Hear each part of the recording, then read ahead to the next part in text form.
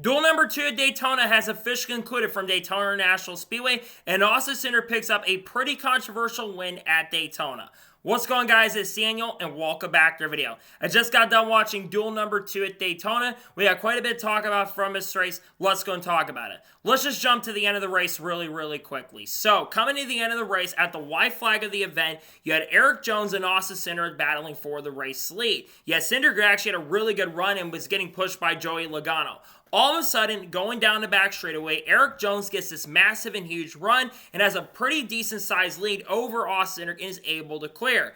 And then coming down the front straightaway, Austin Cindric is closing back in with a great push from Joey Logano. They're side by side coming to the line.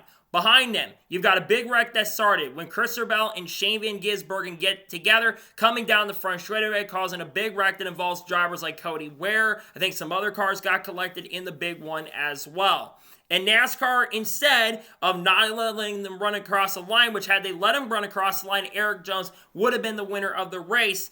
Instead, NASCAR, like they always do, they have to have another controversy, and 50 feet before the finish line, the caution is thrown. They go under review for like 5 to 10 minutes, which just shouldn't have taken as long as it should have, and they give the win to Austin Cindric. You can see Erik Jones, when they were doing it on the front stretch, he basically was really frustrated and was like, what are we doing here? Sitting there awkwardly. And then when Austin Cindric was a winner of the race, he just looked really awkward. They didn't even have the flagman there ready to go for him. NASCAR took 3 races, 3 non-points paint events, and we've already got a controversy at an end of a race. Look, I get that NASCAR has to look out for safety. I get that and completely understand that. But this was an unnecessary caution. Why not just let them run across the line?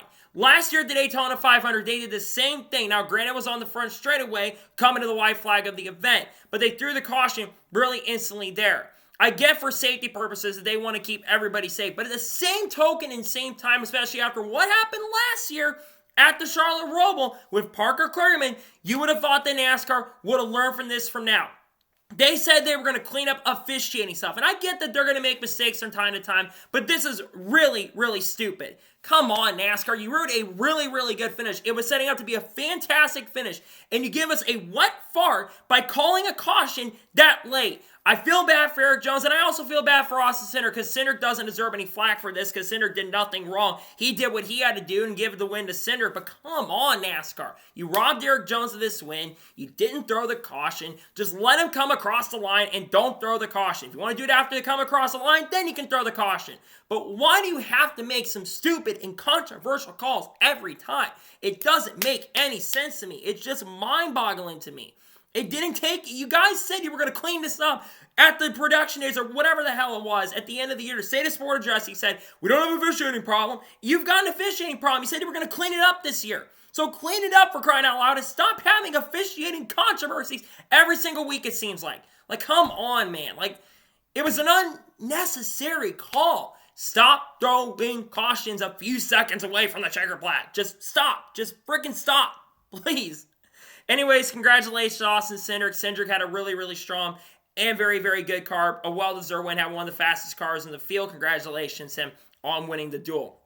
So now let's talk about the overall race and take a look at the race results. So Austin Cindric picks up the win. Erik Jones finishes second. I feel bad for Erik Jones. I'll be honest, I feel like he got completely robbed. Erik Jones should have won the race personally. He got robbed of it. He did finish second. I know he was behind Cindric at the end, but they let him run across the line. Erik Jones would have won, but that 43 car looked really strong. One of the fastest cars in the field tonight. He finished in second. Chris Buescher finished third. Really good run for Buescher, like he was going to get the win, but he lost a lot of ground at the end and started dropping back with a couple laps to go. So really good night for him. He finishes in third. Denny Hamlin finished fourth. A great comeback after the speeding penalty he received. He got a speeding penalty coming down pit road. A bunch of cars like John Hunter Nemechek and Kyle Larson also got speeding penalties as well. He comes back and gets a top 5 finish. He was flying at the end of the race. I really thought he was going to get up there and pass all the guys and win. Really good night for Denny Hamlin. He finishes in fourth.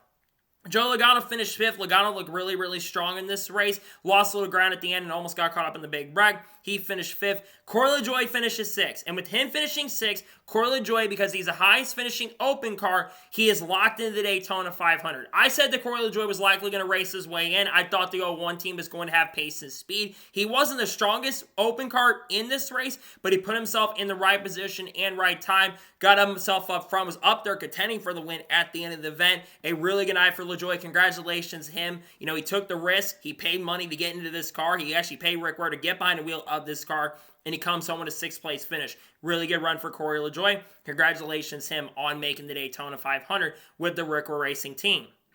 Todd Gillen finishes in 7th. Ryan Blaney finished 8th. Blaney had really good speed tonight, but he couldn't get up there at the end. Almost got caught up in the big wreck and lost out of ground when they were merging off of the restarts and stuff. He finished in 8th. John Nemechek finishes 9th. Chris Bell finished 10th. He's the one that pretty much triggered the incident along with Shane Van Gisbergen. He finished 10th. Kyle Larson got caught up in the last wreck. He finished in 11th. He was up front a lot of the race early, but faded back a little bit, and then he got that penalty, of course. He finished 11th. Riley Hurts finished in 12th. Anthony Alfredo will not make the Daytona 500 after getting caught up in the last lap wreck. Anthony looked to be the strongest car after Jimmy Johnson had his issues.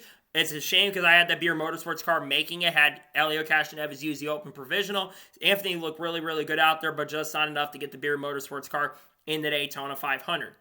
Shane Van Gisbergen finished 14th. I'm going to put both blame on Bell and SVG in the last lap incident. I think that SVG somewhat have fallen. It looked like he came up just a little bit on the last lap crash. He looked really good on one of the final restarts, but Bell was trying to make the move on the last lap. I'm going to put some of the blame on Shane for that incident. He'll probably likely go to backup cars. He had a ton of damage. He finishes in 14th tonight.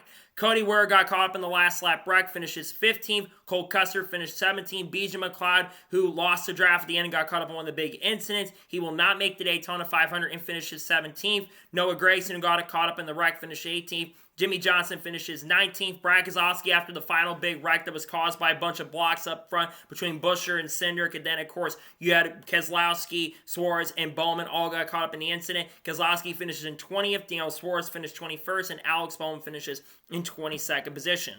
So now, let's talk about the overall race as a whole, and I'll give you my score and thoughts on tonight's race. Honestly, this race was okay in my opinion. There wasn't a ton of spectacular racing until the end of the event. I thought when they were merging, that was a really good part of the race, but a lot of it was fuel saving, to be honest with you. As much as I think it was cool when they were doing the fuel saving at the beginning, I wish they could go full out the whole entire time. Not full out the whole entire time, but I wish there would be a little more of that intensity that we got in the first race. I thought the first race was a lot better than the second one, personally. And I think the racing definitely could have been a lot better.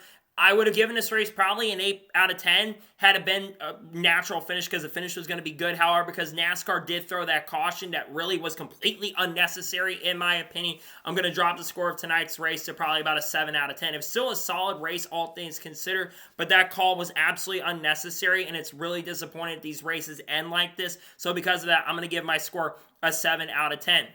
So your dual winners from tonight are Bubba Wallace in duel number 1, and then of course duel number 2 went to Austin Cindric. The drivers who locked their way in tonight are Elio Castroneves with the open extension provisional, of course Justin Allgaier with Junior Motorsports in the 40 car, and then Corey LaJoie. So the 5 fastest cars that I thought were going to make the Daytona 500 do make the Daytona 500 this year. So, that is going to be it for the race review of duel number 2 at Daytona. I want to thank you guys for watching. Please subscribe to the channel, notifications on, so if I win a video, it does go live on my channel. Follow me on Twitter, Facebook, and Instagram, and support me on Patreon as well. Let's get some more of that, and comment your thoughts below on today's episode. What are thoughts about duel number 2? Let me know your thoughts in the comments below. Do you think NASCAR made the wrong call, or do you think they made the right call at the end? Let me know your thoughts in the comments below. Tomorrow morning on the channel, we're going to have a NASCAR news video discussing news over the course of the last couple days. We're going to talk about people like Hailie Deegan, Shane Van Gisbergen, Carl Edwards, Kurt Busch, Kyle Larson, Chase Elliott, Ryan Blaney, Eric Almirola, Junior Motorsports, Connor Zilic, the lawsuit with 23 Firmworks. We got some stuff on the charters. Michael Jordan, Donald Trump, Clayton McFarland, Matt Benedetto, all that good stuff. Frankie Muniz as well. Expect me to talk about a lot of that on the channel later tonight. So anyways, like I said, I want to thank you guys for watching today's episode, and I'll see you guys next time for more great, awesome NASCAR content and other motorsports content on the channel like this. Take care, everybody.